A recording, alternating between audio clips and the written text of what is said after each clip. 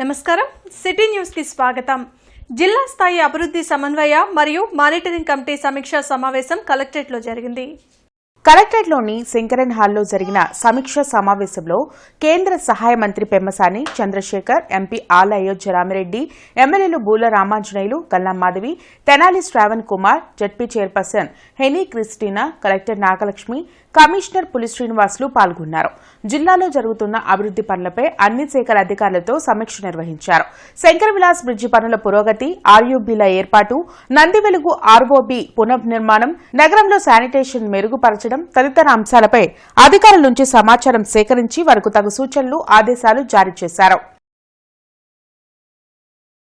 గత ప్రభుత్వం housing scheme ని నిర్వీర్యం చేసి నివాసయోగ్యం కాని చోట పేద ప్రజలకు స్థలాలు ఇచ్చారని కేంద్ర సహాయ మంత్రి పెమ్మసాని చంద్రశేఖర్ మండిపడ్డారు. కలెక్టరేట్లో జరిగిన దిశ సమావేశంలో కేంద్ర సహాయ మంత్రి పెమ్మసాని చంద్రశేఖర్ పాల్గొన్నారు. అనంతరం మీడియాతో మాట్లాడుతూ పార్లమెంటు స్థాయిలో దిశ మీటింగ్ నిర్వహించామని వెల్లడించారు.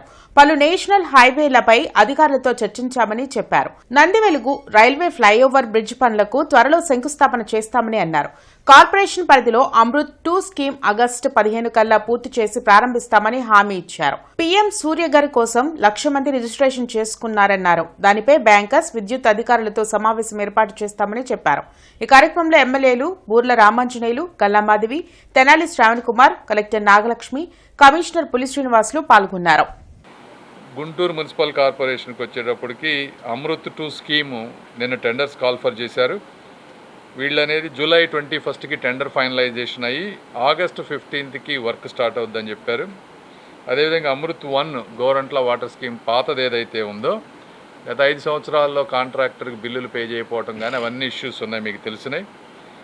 ఆ కాంట్రాక్టరు ఈరోజు మళ్ళీ అదే బిల్లులు చేయాలంటే చేయలేని పరిస్థితి, కాంట్రాక్టర్ రెస్పాండ్ అవ్వట్లేదన్నారు. సో ఆ కాంట్రాక్టర్ని మరి తీసేసి కొత్త కాంట్రాక్టర్ని తీసుకొని వచ్చి ఒక 4 మంత్స్లో దీన్ని ఎట్లా తీసుకువెళ్ళాలనే దాని మీద కమిషనర్ గారు క్లారిటీ ఇచ్చారు. ఇవి కాకుండా జల్ జీవన్ మిషన్ ఒకటి ఉంది. ఇందులో 722 వర్క్స్ లాస్ట్ 5 సంవత్సరాల్లో స్టార్ట్ అయితే అవి 400 వర్క్స్ అసలు స్టార్టే అవ్వలేదు కాబట్టి వాటన్నిటినీ క్యాన్సిల్ చేశారని చెప్పారు. ప్రోగ్రెస్లో ఉన్నాయి 300 వర్క్స్ ఉన్నాయి. ఇందులో కూడా ఒక 6 కోట్ల నుంచి 10 కోట్ల వరకు బిల్లులు కొంత పెండింగ్ ఉన్నాయి. సో ఈ జల్ జీవన్ మిషన్ అనేది నెక్స్ట్ లెవెల్కి తీసుకువెళ్లాల్సిన పరిస్థితి ఉంది. దీని మొత్తాన్ని కూడా ఎక్కడ జల్ జీవన్ మిషన్ ఉద్దేశం సస్టైనబుల్ వాటర్ సోర్స్ నుంచి వాటర్ తీసుకోవాలి. అయితే ఇది లోకల్గా బోర్లు వేసి తీసుకోవటం, ఈ విధంగా పాత వర్క్స్ చేస్తున్నారు. దీన్ని మొత్తాన్ని రీవ్యాంప్ చేసి ఏ విధంగా చేయాలనే దాని మీద ఇది చంద్రబాబు నాయుడు గారి లెవెల్లో డెసిషన్ తీసుకోవాల్సిన అవసరం ఉంది. జూలై 5న జాతీయ లోక్ అదాలత్ నిర్వహిస్తున్నామని జిల్లా ప్రధాన న్యాయమూర్తి బి సాయి కళ్యాణ చక్రవర్తి వెల్లడించారు. కోర్టుల్లో ఉన్న కేసులను సత్వరమే పరిష్కరించాలని జూలై 5వ తేదీ జాతీయ లోక్ అదాలత్ నిర్వహిస్తున్నామని చెప్పారు. ప్రధానంగా ఫ్యామిలీ కేసులు, వెహికల్ చెక్ బౌన్స్ కేసులు, భాగస్వామ్య గొడవల్లో ఇరు వర్గాలు రాజీపడి వస్తే త్వరగా కేసులు కొట్టివేస్తామని హామీ ఇచ్చారు. ఈ అవకాశాన్ని అందరూ ఉపయోగించుకొని కేసుల నుంచి బయటపడాలని సూచించారు.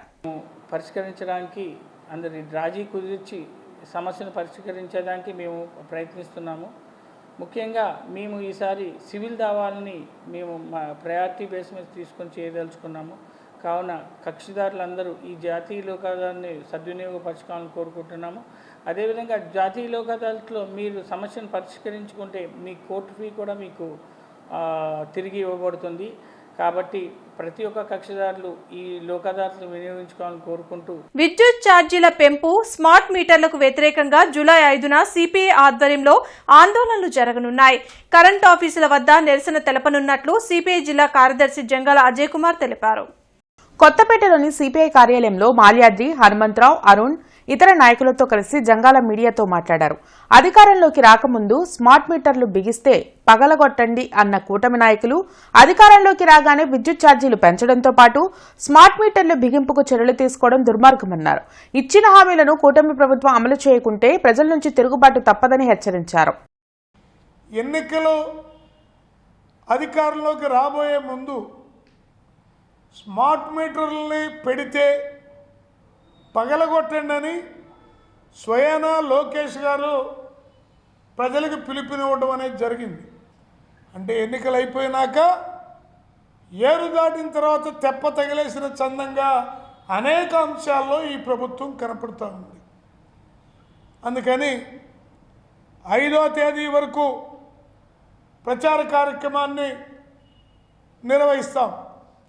అన్ని నియోజకవర్గాల్లో, అన్ని పట్టణాల్లో కరెంటు ఛార్జీల భారాన్ని మోస్తున్నటువంటి ప్రజల్ని సమీకరించి ఆయా ప్రాంతాల్లో ఉన్నటువంటి కరెంట్ ఆఫీసుల దగ్గర పెద్ద ఎత్తున ఆందోళన కార్యక్రమానికి సిపిఐ ఆధ్వర్యంలో స్టేట్ వ్యాప్తంగా, రాష్ట్ర వ్యాప్తంగా పూనుకోబోతా ఉన్నాం. ఆంధ్రప్రదేశ్ రాష్ట్ర municipal engineering, town planning, sanitary workers trade union ఆధ్వర్యంలో నిరసన కార్యక్రమం కొనసాగుతుంది.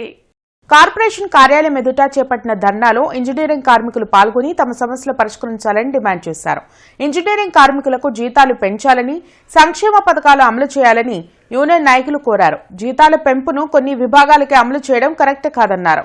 ఈ కూటమి ప్రభుత్వం వాళ్ళైనా మాకు అందరిని సమానంగా చూడమని చెప్పి విభజించి పాలించకుండా ఏళ్ళ కూడా ఒక తల్లికి 4 పిల్లలు ఉంటే ఇద్దరిని వేరుగా చూడటం సవాబు కాదు.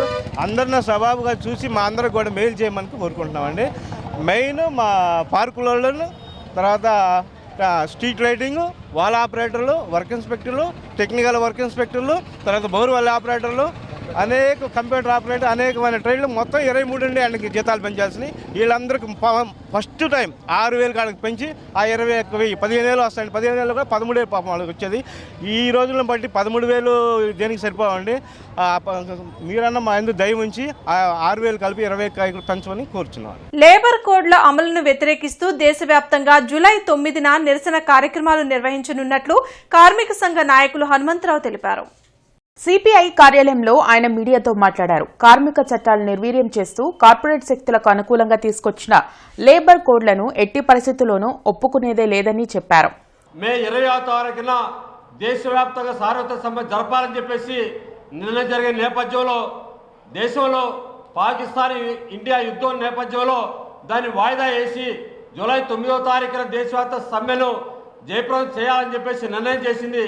ఆ మేరకు రేపు 9వ తారీఖున దేశవ్యాప్తంగా అన్ని చోట్ల కూడా ఏదైతే లేబర్ కోడ్లోని వాళ్ళు రద్దు చేయాలి, 29 కార్మిక చట్టాలను పునరుద్ధరించాలని చెప్పేసి జరుగుతూ ఉన్నాయి.